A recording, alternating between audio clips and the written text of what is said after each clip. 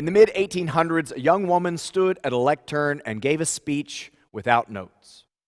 This doesn't sound like a controversial act or statement today, but in her moment, in her time, at the lectern where she stood, in the college where she studied, it was an act of defiance and recognition of self-worth. That woman was Olympia Brown, who later became a Universalist minister. This is the second week in a series in our church called The Story of Unitarian Universalism, where we're telling the story of our faith tradition, the people whose lives and legacies gave the foundation for what exists today. And as we in our country prepare to mark the life of Reverend Dr. Martin Luther King Jr. this week as a holiday, her work to secure voting rights for all people stands as a testament to what courage and determination can accomplish. Olympia Brown stood at that lectern and gave a speech without notes. It was an act of defiance and self-worth because at her college, and she did go to college in the mid-1800s, she was told that women didn't have to worry about memorizing things because they were less capable or expected to do less. Her chemistry professor, in fact, told her that the only reason she should learn anything in his class at all was so that she could be interesting in conversation with men, not because the knowledge would serve her or she could make a difference in the world. It was so that she could serve others. Olympia Brown grew up in a Universalist family steeped in the idea that God's love is within all creation and all people. And from a young age, Olympia believed that the world around her unjust, that treated people less fairly or violently because of their gender or color of their skin, did not reflect the life that God desired, where all are equal and freely participating in the world. She knew she wanted something different. She went to 2 colleges trying to find an experience that she would like and feel totally included in, and that didn't happen. She applied to seminary, finally finding one at St. Lawrence Theological School that would admit her and let her take full classes and study, but every time along the way, whether in her first college experiences or going to seminary, she was met with a patronizing pat on the head. "We're glad you're here," but not with the expectation that she would achieve the fullness of what men were doing. She excelled in her studies and was thought to be one of the best preachers of her era, although people didn't want to acknowledge that. Finally, it came time for her ordination. Very few women had ever been ordained in the United States into ministry, and those that had been selected by an individual congregation. Their influence wasn't felt by a denomination. Olympia Brown petitioned the Universalist Church to recognize her ordination, and after a vote, she was fully ordained in the Universalist tradition, the first woman in the United States to be ordained and have their ordination recognized by the weight of a denomination. She served many different kinds of churches, mostly small churches that would take her. She said this: "Those who may read this will think it strange that I could only find in a field of run-down or comatose churches. But they must remember that all the pulpits of the prosperous churches were already occupied by men, and were looked forward to as the goal of all the young men coming into ministry with whom I, as the first and only woman preacher in the denomination, had to compete. All I could do was to take some place that had been abandoned by others and to make something of it. And this I was only too glad to do. All I could do was to take some place that had been abandoned by others and to make something of it, and this I was only too glad to do." Olympia Brown was good at finding the abandoned places. One of those she found was in the fact that women were denied the right to vote in the United States, and so she dedicated her life to suffrage. She was friends with Lucy Stone and Elizabeth Cady Stanton and Susan B. Anthony. They would come and preach in the pulpits of her church, and she would go out on the road in the cause of suffrage. One of the churches that she served gave her leave for a full summer to go to Kansas and rally for women's rights and the vote. In one summer, Olympia Brown gave over 100 speeches. In a hard and difficult year, in the hot sun, in a wagon, crossing the plains, being met with violence and threats, people throwing rotting food and garbage at her while she spoke about her self-worth and the worth of women across the country. What was her prize? She led a difficult life, competing with men for churches, knowing that she had full value but being undervalued by so many. What was her prize? Fighting for years for the cause of suffrage. And when she first attended college, when she first gave that speech without notes, defying the expectations of those around her, when she attended seminary, or when she fought for the right to be ordained at all, when she found herself preaching in little pulpits in the Midwest in the mid-1800s or on a wagon, facing violence and threats, simply standing up for her right to have a voice, she had no idea what would come of it.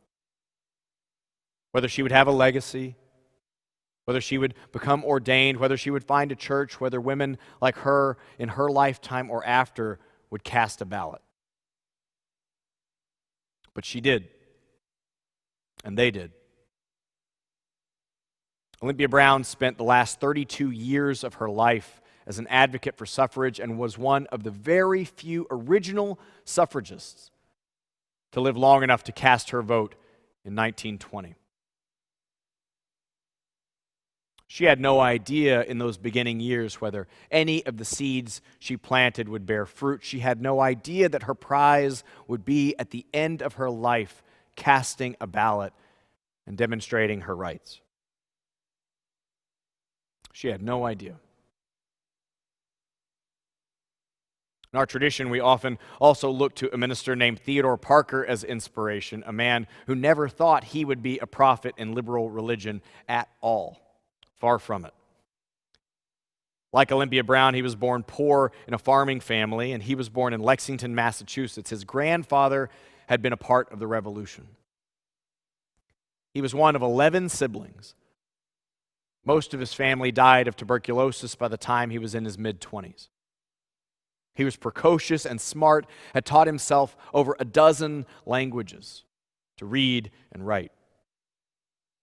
He decided he wanted to go to college, and so from Lexington to Cambridge, he walked 11 miles to apply to Harvard College in the mid-1800s. He was too poor to pay tuition, so he engaged in a course of study where he did all of the studying on his own back at his farm in Lexington, and he would walk the 11 miles just to take exams with other students and go back again, all on his own.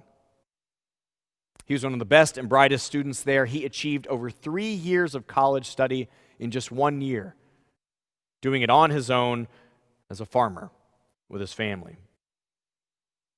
Eventually, he went to theological school at Harvard Divinity School and became ordained as a Unitarian minister. All he ever wanted professionally was to preach in a Unitarian pulpit. He was sitting in the audience as a young minister the day that Ralph Waldo Emerson gave his address at the Divinity School, calling the tradition corpse cold and telling each and every student to cast aside all conformity, and acquaint themselves at first hand with the divine. That call from Emerson worked. Theodore Parker went home and wrote in his journal that day that he had to change everything. Parker became radicalized politically and theologically in the causes of justice and open inquiry. Politically, he became one of the chief advocates of abolition in the United States. He argued against the Fugitive Slave Act, which was signed into law by a Unitarian president of the United States.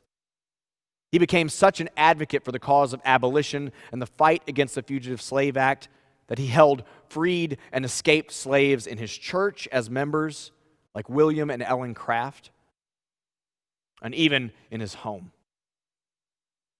He was bold.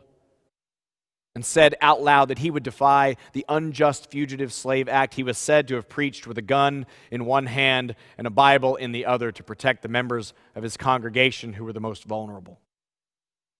Escaped slaves. He became one of the Secret Six to fund John Brown.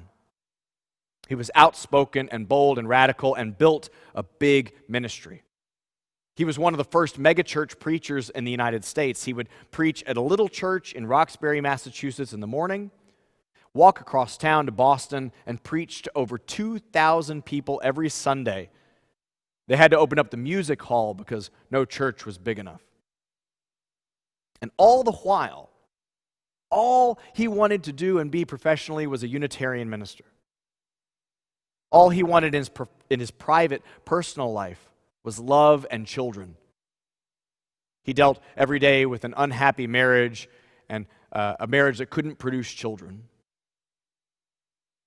And to his grief, found that he was being pushed out of the Unitarian Church as well because of his increasingly open and progressive religious views. Parker began to understand that the truth of God's love was bigger than any one religion or prophet. He gave a sermon called The Transient and the Permanent in Christianity at the ordination of one of his colleagues. Basically, he said the transient, the fleeting things, are all the creeds and Bibles and robes and churches, the choirs, the sermons, and that the permanent thing was the love of God. Something, he said, the reasonable love of God that was so fundamental to reality itself, he said it was like geometry. We would figure it out no matter who the prophets were.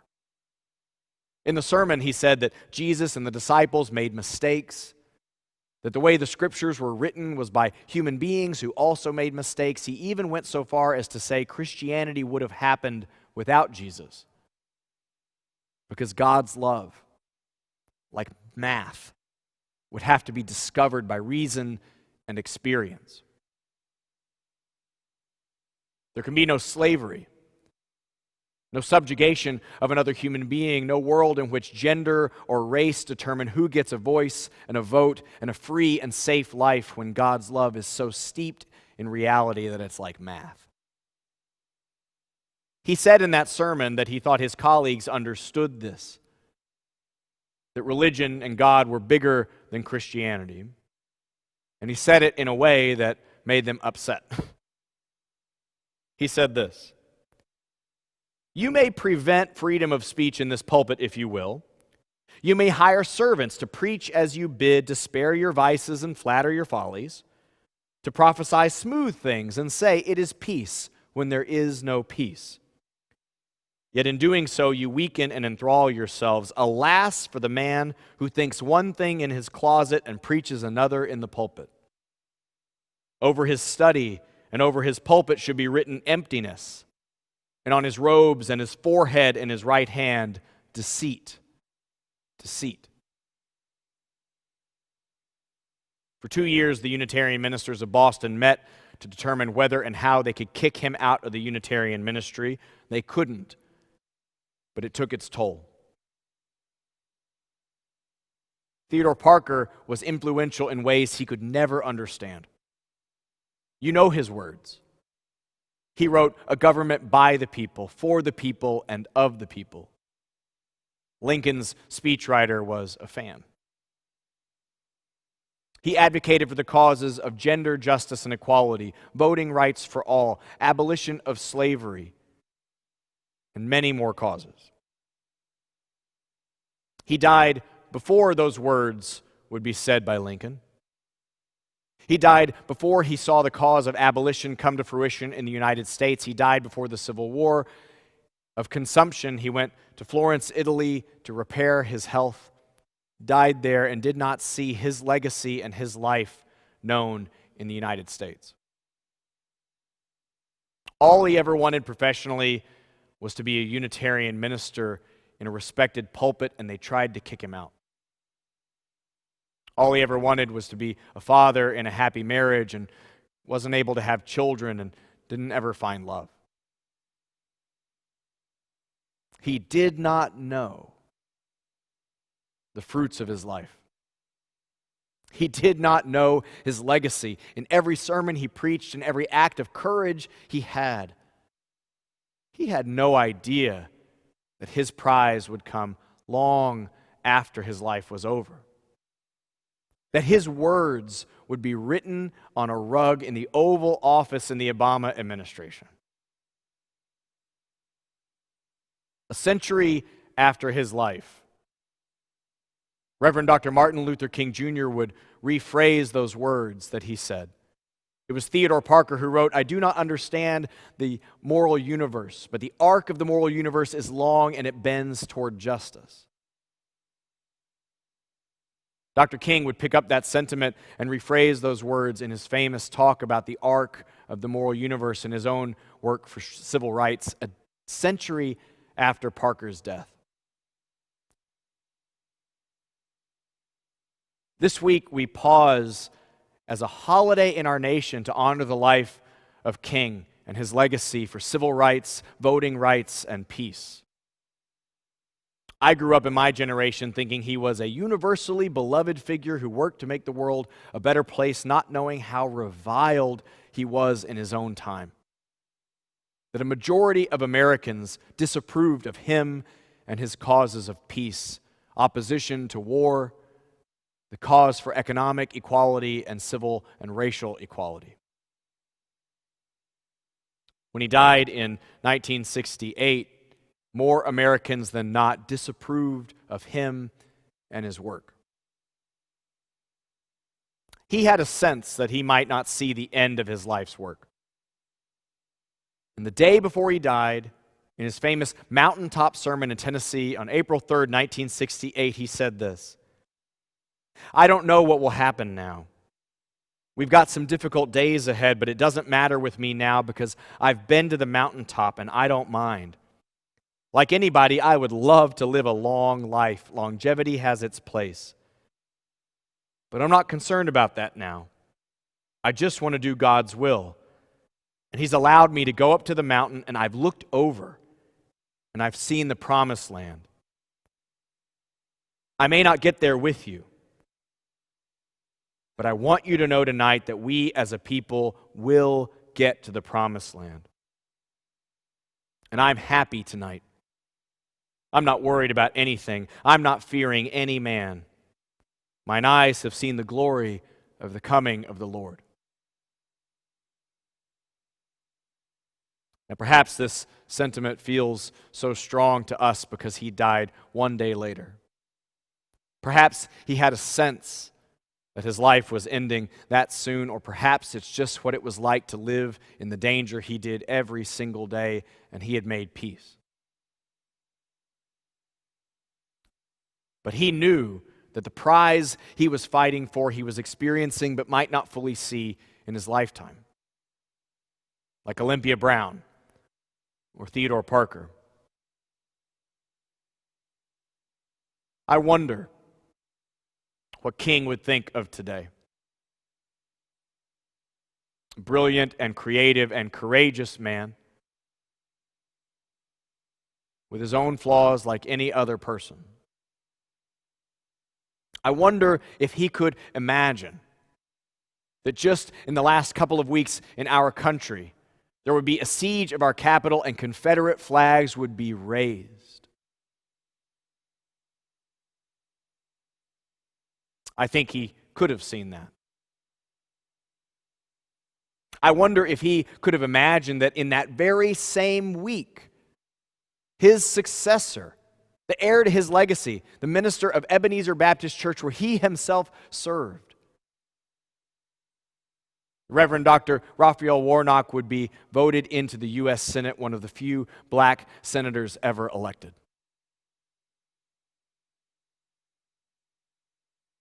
What was his prize? Progress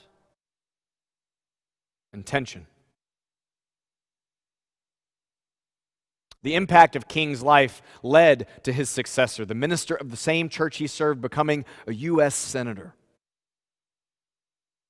And the world is still one in which people will raise a Confederate flag in the U.S. Capitol. Both are true.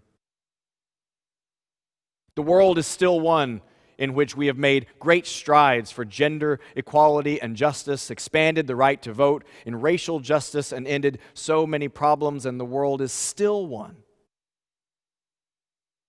in which violent racism exists in our country and is showing its head over and over again, in which the causes for gender justice are not over, and the world is not yet fair. None of these people knew that their prize would be ours. But they all had a sense of it so strong that they were willing to sacrifice everything to make it happen. See, I think it's easy in life for us to think of things as a zero-sum game. Either there will be progress or not. Either we will get what we want or not, and the world is both. The divine works in ways that include quarks and mysterious dark matter in the universe, dying stars having to die so that other things can be born. Life takes these jolts, and there are extinctions and new creations happening in cycles. The holy seems to work in a mysterious way that evolves over the course of our life, and God does not seem to be linear. Not in our lives either. If it feels like in your life you have progress and tension at the same time, you are just a human being. If it feels like you take one step forward and two steps back sometimes in your personal development or your relationships or your work, you are just a human being. If it feels like you can make a major movement forward in your life and have a lack of progress in other places, that is just how it works. Progress and tension. Just like Olympia Brown, just like Theodore Parker, just like Dr. King, we don't get to decide if the work of our life ends with what we want and desire. Just like them, we don't get to decide whether the prize we seek is one that we experience in our life or one that comes after it. Just like them, we don't get to decide how the world responds to our gift and prize. But we do get to decide what kind of life we wish to lead. You do get to decide what kind of life you want to author and be the creator of. You get to decide what prize you give to the world, no matter how it is received. Sometimes a young girl stands at a pulpit and gives a speech without notes, and no one ever expected her to do it, and she goes on to live a creative and successful professional life with obstacles at all turns at the very end of her life, casting a ballot and her vote. Sometimes a young prophetic minister gives all he can and finds himself at odds with the society he lives in, working for the abolition of slavery or his professional career, and never sees it because history meets him too close. Sometimes a preacher who we now find beloved was reviled in his own day and knew he wouldn't see the end. And the country that is now behind him is one in which so much progress is present and there is so much disappointing work left to do. But that's how it works. Your choice is not how the world accepts your prize. Your choice is not whether the work that you do in the world sees its fruition in your lifetime. Your choice is the human being that you wish to be, the causes that you wish to champion and fight for, the life that you lead today, no matter what happens tomorrow. Your prize is the person you are, the life that you lead, and the world that you seek to build, no matter what tomorrow brings. Use it well. May it be so, and amen.